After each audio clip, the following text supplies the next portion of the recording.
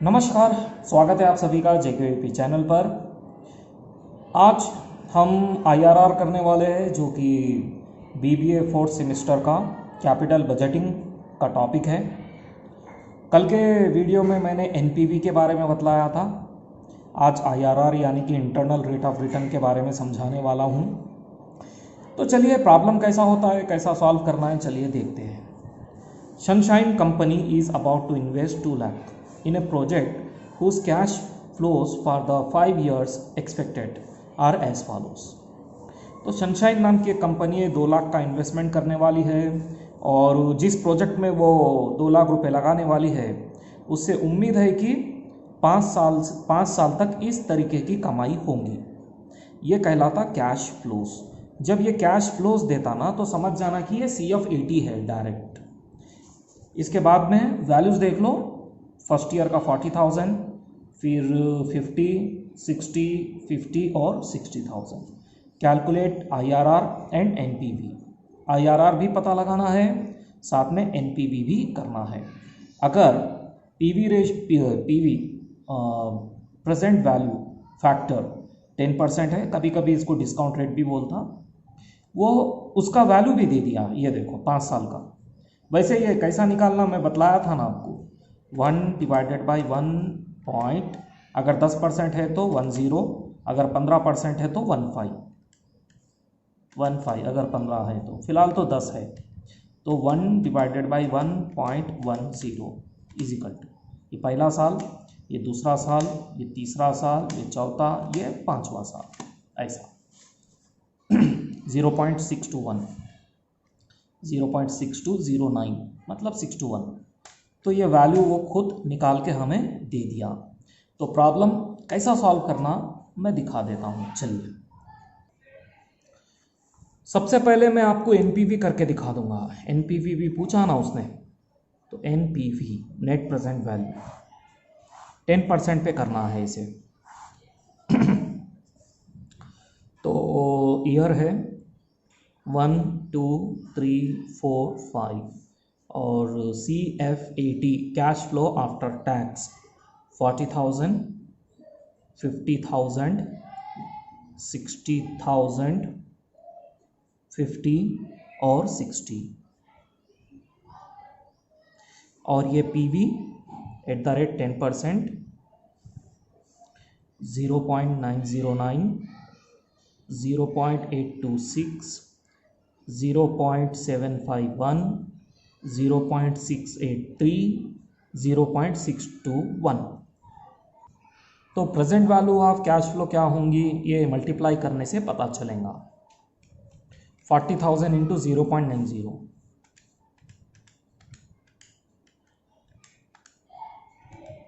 36,360। इसी प्रकार ये पूरा करना। तो ये वैल्यूज़ आ गए। अब इसका टोटल 194,130। ये टोटल में से अगर आप इन्वेस्टमेंट लेस कर दिए तो आपको NPV आ जाएगा। इन्वेस्टमेंट का वैल्यू है 2 लाख, तो ये आ जाएगा आपको नेगेटिव में 5,870 नेगेटिव आ रहा है NPV। तो NPV तो हो गया। अब करना है IRR कैसा करना वो बहुत ध्यान से देखिए। अब IRR करने के असल में 2 मेथड है, लेकिन मैं आपको एरर एंड ट्रायल मेथड बतलाऊंगा।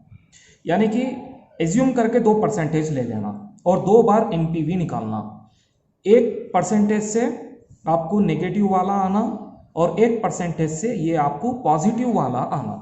तो कोई भी एक नेगेटिव आया सो और एक पॉजिटिव आया सो, वो लेकर के प्रॉब्लम सॉल्व करना। तो 10% में हमारे को नेगेटिव में 5,870 आ गया।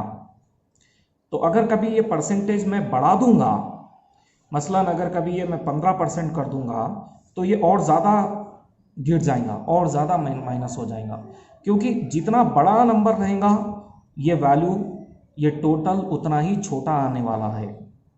तो बड़ा परसेंटेज छोटा आंसर और छोटा परसेंटेज बड़ा आंसर। तो एक पॉजिटिव एनपीवी, एक नेगेटिव एनपीवी। तो मैं सोच रहा हूँ कि क्यों ना सबसे पहले 8% पे आजमाया जाए। 8% लेंगे, 8%। तो आईआरआर करने के लिए हम 2% लेने वाले हैं। सबसे पहले तो मैं 8% पे करके देखने वाला हूँ। ईयर 1 2 3 4 5 CFAT 40,000 50,000 60,000 50,000 और 60,000। तो प्रेजेंट वैल्यू में 8% लेकर के देखता हूँ वैल्यू कितनी आती है। चलिए देखेंगे। सबसे पहले तो पीवी फैक्टर निकाल लेंगे। 1 डिवाइडेड बाई 1.08। 8% का मतलब 0.8। ये पहली वैल्यू है 0.9259।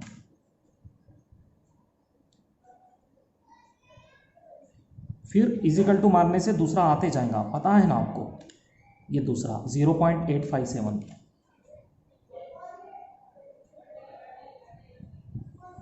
फिर 0.793। फिर 0.735। फिर 0.680। ये आ गए पूरे 5 साल के वैल्यू। अब मल्टीप्लाई करके देखेंगे। ये जितना छोटा वाला परसेंटेज रहेगा ना, उसका आंसर उतना ही बड़ा होगा। तो ये देखिए, आपको ये बतला ही देता हूँ मैं। 10% में 0.901, 0.826, जबकि 8% में 9259, 857 बढ़ के आया ना। अब मल्टीप्लाई करने से भी बढ़ के ही आएगा। तो छोटा परसेंटेज बड़ा आंसर देगा, बड़ा परसेंटेज छोटा आंसर देगा आपको। खैर, इसका मैं मल्टीप्लाई करके देखता हूँ। पीवी ऑफ कैश फ्लो देखेंगे कितना आता है। तो ये वैल्यूज इसके आ गए। अब इन सबका टोटल है 205016। तब एनपीवी देखेंगे। अब इन्वेस्टमेंट लेस करने के बाद, इन्वेस्टमेंट 2 लाख है, लेस करने पर आपको आएगा 5,016 रुपये। ये तो पॉजिटिव में आ गया एनपीवी। तो दरअसल अपने को 2% मिल ही गए। एक 8% पे पॉजिटिव आ गया और एक पुराना वाला एनपीवी 10% पे नेगेटिव आया था। तो एक पॉजिटिव भी आ गया, एक नेगेटिव भी आ गया। तो आईआरआर का फार्मूला सॉल्व कर लेंगे। एक और एक परसेंटेज निकालने की कोई ज़रूरत नहीं है। 8%, 10% बहुत अच्छे वाले परसेंटेज मिल गए हमें। चाहे तो आप 9% पे ट्राई कर सकते, हो सकता 9% पे ये कुछ नेगेटिव आए या कुछ पॉजिटिव आए, लेकिन मैं समझ रहा हूँ कि 8 और 10 बहुत अच्छे परसेंटेज है। इसके ऊपर ही चलिए मैं आपको आईआरआर करके अब दिखाता हूँ। तो देखिए, ये है आईआरआर सॉल्व करने का फार्मूला।